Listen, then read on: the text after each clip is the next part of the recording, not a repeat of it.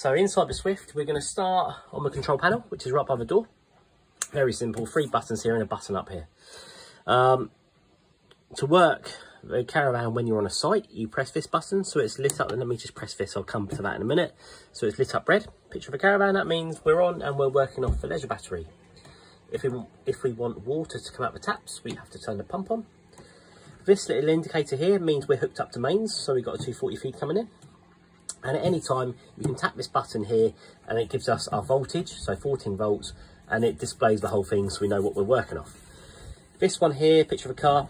If you're connected to a car and the car's running and you're on a 13 pin, you can work off of a car battery as well. And after about 20 seconds, it shuts back off. So anytime, click it and it lights back up. When the pump is priming up, the pump light flashes. Okay, so that wants to be solid. So that's the control panel, so nice and simple. Let's move on to the kitchen. We've got a 240 volt electric hot plate here. So we have to be hooked up to the mains for this to work. All the rest are gas. And I'll just quickly do a quick light just so you can see it, because obviously things do go wrong. So that's that one working. It's got an auto sparker as well. I do recommend you carry a gas match just in case anything ever spills over and it clogs up the sparker. Obviously really important, the glass lid's back and it stays back all the time you're using the hobs or the grill or the oven. And then before you close that lid down when you're finished, just quickly put your hand over it and make sure it's all cooled down. Right, grills can be a bit of a pain to light. It's this one here. I normally hold it in for a couple of seconds. But what we're actually looking for, you can't really see it on here, is a flame out both ends on the burner, because if it's coming out both ends, we know the burner on the other side has lit. If there's no flame on the end, just give it a quick blow like so, and it will push the flame round. Let go, and there you go. Look, that's running nicely. With the grill, you have to leave this open when you're using the grill. And then finally, we've got the oven, which is the controller here. So I normally put about number 5-ish. So that lit first click. It doesn't normally light that quick. Normally it's a few clicks for it to light. Again, you've got to hold the knob in, same as you do on everything. And there we go, that is the oven running. Let's turn it off. So that's the oven, nice and simple. We've got a 240 volt microwave up here. Obviously only works when we're hooked up. The little plate for it is in this lower cupboard, I believe. Down here, just at the back there. Also we've got a grill pan and we've got a little drainer board under here as well. This is, so when you're doing your washing up, you can click this on, move it away to drain off your bits and pieces. Finally, just while I'm here, we've got some gas taps in here. Going to the different appliances. I recommend you don't touch those. Literally work off the gas bottle in the front locker. When you're not using the van, turn the bottle off. Okay, then we've got the fridge. Fridge is lovely and simple. We've got the power button. You press and hold it, the display goes dead. That's off. Tap it, it comes on. The left hand button is energy select. So we select gas, 240 volt, 12 volt. The right hand button is how cold we want it on the thermostat. So for example, that's now, because I'm hooked up, that's now working on mains. If I tap it again to go to the 12 volt, that won't work because we're not connected to a car. Obviously, battery means you've got to be connected to the car and the car has to be running. So let's go back to mains. And then this side here, as you can see, the thermostat changes. When it's really hot out, believe it or not, you have to turn the temperature down. If it's really hot outside and you've got this up full, they will struggle to get cold. And you've obviously got your full width freezer compartment as well in there. So again, simples. The heater, we got heater works off of, sorry, I'm just going to open that door. The heater works off of both 240 volt and gas, and the heat can either come out of here or it can come out the vent over here. This one in the corner. So to start with, I'm going to show you gas as I'm down here, and as you look at the heater, that's on the right hand side. To light it, what we do, we turn it to say number 4, and if you put the camera down there, you'll hear a ticking noise. It's got an auto sparker. What I have to do is actually physically hold the button down like this. And that then goes away, lights, and I have to keep it held in for about 10 seconds. for it to catch the flame. So that's now lit, and got a little bit on there. Just trying to show, it's really hard to see the flame on these. There we go. So it's only a very, very small pilot light. So what that means is we've now got heat coming out of here. So that's now working on gas. If we want to, we can flick this left-hand side on, which is a blower. I like pushing it to the left because that's manual speed and we can control it. And then any vents in the caravan, like the one at the front, the heat will come out of there. It no longer comes out of here, it literally sucks it out straight through the tubes. Right, I'm now going to turn the gas off, and I'm now going to demonstrate the 240 side, because you've got a 240 heater built into it as well. First thing we have to do, pull down here. Now, I'm going to come back to this in a minute, but for now, I'm looking at this one called Space Heater. I'm going to turn that on. What that does, that activates the current to the heater. And on the side of the wardrobe, we've got two. The top one's hot water. It's this bottom one called Truma Ultra Heat. And it says 230 volt. So this is how we control the heater. We've got a dial on the outside that goes from off, 500, 1000, 2000. So basically, you can kind of think of this as off, half a kilowatt, 1 kilowatt, 2 kilowatt. So if I then move this outer dial here to 1, that's now working on 1 kilowatt. And this is your room thermostat, so how hot we want it in here. So let's turn it right up.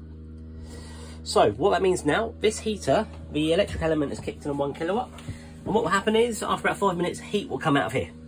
Again, if you don't want the heat coming out of here, we can turn the fan on and it will suck it out and come out all the vents in the van. In exactly the same way. So let's turn that one off now. Okay, so that's the heating, nice and simple. Next, I'm going to go hot water. While I'm here, I'm going to show you the stuff. Truma Ultra Store. This is for hot water on gas. And just so you know what we've got, the inner one tells us the temperature. We're going to select it all the way from 30 up to 70. The outer dial goes from 0 to a flame. So we literally turn it on, it goes green. You then hear a clunk from a heater that just went, it lights. If it can't light, this green light next to it, a red light will appear. And that means there's no flame, it can't light. Normally it's because you've left the cover on the outside on the heater and it can't breathe. So go outside, check it. If it's red, I then recommend you run a hob for a minute, get any air out of the system, give it a minute and try it again. Once you've done it, you give the water heater half an hour and you've got hot water. Right, let's turn it off. Now, if you're on mains hookup, we pull this one down again. While I'm going to turn the space heater one off, I'll turn that on. And there's one called water heater. You turn that on, you then give it half an hour, and you've got hot water. It's that simple, it just activates the element in the Truma. And the Truma is located under this seat right at the front. The other button on this, I'm going to turn that off again now. The other button here is battery charger. I normally leave that on because what that means is as soon as we hook up to mains, it will start charging the leisure battery. You can turn it off, but I normally leave it on because when you unhook from mains, it doesn't work anyway. Then up here, we've got 240 trips and the master trip as well. Just so you know, under here, we've got the caravan mover control box. So just don't step on it or anything like that. And under the front, you've got the water, this is where the water heater is.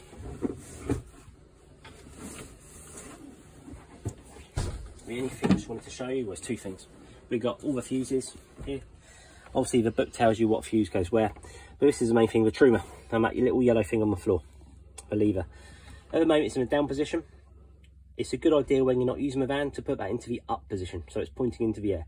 That will then drain the contents of your water heater onto the floor underneath, and it will stop it from freezing, and it will stop it from chalking up as well. So that's always quite handy to do. It's 10 litre water heater, so it does take a bit of time to get up. Okay, I'll reboot this in a minute. So then what have we got next?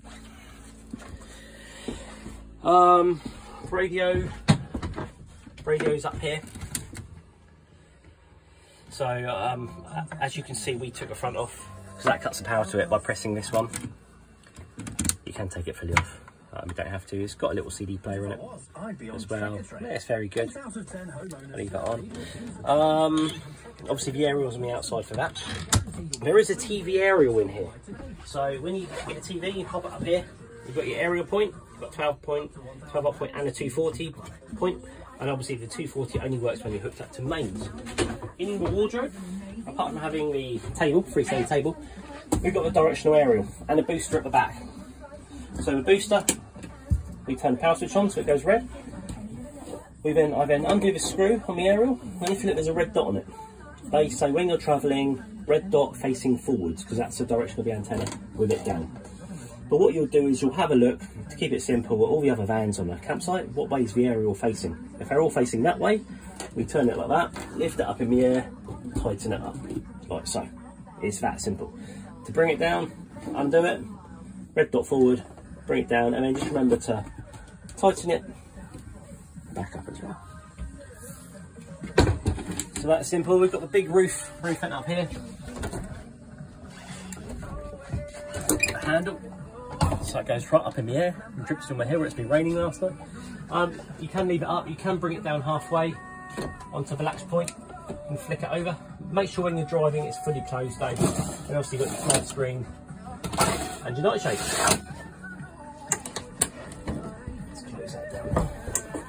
Like I say, when you're driving, make sure everything is down and latched. There's a similar one up here, where you press the handle and work it. Again, night shade, fly screen, and on all the windows you've got the same. You've got the fly screens, you've got the night shades. So that's nice and straightforward. Bed makeup is easy. Literally, you've got slats in here. I won't actually do it. You put them out to here. 2 back infills go in. Some people rotate these so that the bump's at the back. That's personal preference. This goes into a little table. Literally put it forward. Spin around, save you having to use the table if you don't want to. All the lights in here are 12 volt lights as well. And then I'll just quickly show you the toilet and the toilet flush. Obviously we've got this tap here,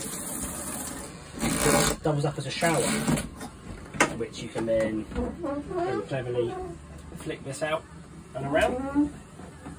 Obviously remember to latch it when you're travelling so it doesn't fly around. And the toilet flush here. So to use the toilet, under here is a grey lever. Push it towards the back of the caravan and it opens up so we're looking into the toilet. Press the blue button on the toilet and that's it. Off it goes and flushes.